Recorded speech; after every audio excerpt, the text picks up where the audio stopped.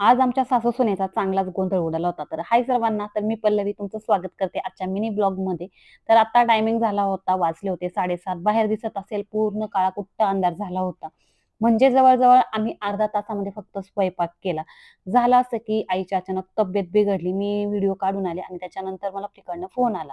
आईची वरचेवर हे चाललेलंच असतं. तर टायमिंग झाला होता तेव्हा 6. तर सासूबाई म्हटल्या, "चल पटकन आपण जाऊन आईला बघून येऊ म्हणून." स्वयंपाक काय आल्यानंतर होईल आणि गेल्यानंतर बराचसा टाईम गेला आणि त्यात होता उपवास सोमवारचा. म्हणून आल्यानंतर गोंधळ, आमची दुपारची पडलेली भांडी, त्याच्यानंतर आमची सर्व तसंच होतं. मग पटापट सासूबाईंनी मला एक साईडला कुकर वगैरे घासून दिला आणि मग आता इथे डाळ-भाताचा कुकर लावायला घेतलं होतं आणि नेहमीप्रमाणे त्यांनी चपात्याचं कॉन्ट्रॅक्ट घेतलं, कारण त्या म्हटल्या, "मी एक साईडला पटकन करते, तोपर्यंत मेन म्हणजे तू कुकर लावून घे." तर लगेच मी कुकर लावायला घेतला. आम्ही 7:30 वाजता स्वयंपाकाला लागला आणि 8 वाजता आमचा सर्व स्वयंपाक पूर्ण झाला. अशा प्रकारे सासूबाईंच्या मदतीने माझा अर्ध्या तासात, नाहीतर मला आज त्यांची चांगलीच बोलणी खावी लागली असती. कारण दिवसभर तसा इथे फराळ करत नाही. त्याच्यामुळे मग संध्याकाळच्या टाईमला फक्त सोमवारचं असं असतं, की बाबा स्वयंपाक थोडासा लवकर कर.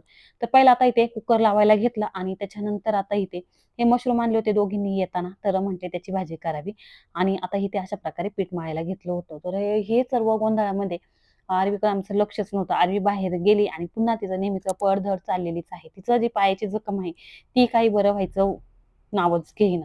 तर अशा इथं आता सासूबाईंनी पीठ मळायला घेतलं आणि त्याच्यानंतर भाजी घ्यायला. मला असं वाटलं, की मी जे आणलेले ग्रीन पीस आहेत, तर ते आहेत घरामध्ये म्हणून येताना आणले नव्हते आणि मग पुन्हा फ्रिजमध्ये पाहायला गेले, तर ग्रीन पीस खूप जास्त कमी राहिलेले होते.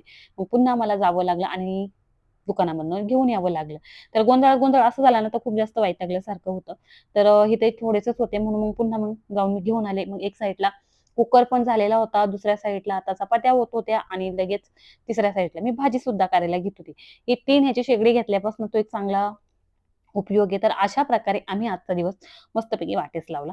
तर आता इथे छान असा माझा भातसुद्धा झाला होता. इंद्रायणीचा भात आणि डाळ-भात मस्त लागतं खायला आणि त्यातल्या त्यात आमच्या घरी इंद्रायणीच होतं. तर इथे छान अशी आता कुकरच्या 3 शिट्ट्या घातल्यानंतर आणि आता इथे आर्वीचं काय चाललं होतं. 8 वाजता स्वयंपाक झाल्यानंतर तिला साडी वेअर करायची होती. तिने Instagramला रील्स पाहिली होती, की मुलीनी मोठ्या पप्पांना सरप्राईज दिला आणि तिला पण तसंच करायचं होतं. खूप छोटी झालेली साडी माझ्याकडे नव्हती, पण तिला त्यामुळे म्हटलं जाऊ दे आहे ती आणि पुन्हा मग त्यांचं नेहमीच तिला आल्यानंतर शोधण्याचं नाटक.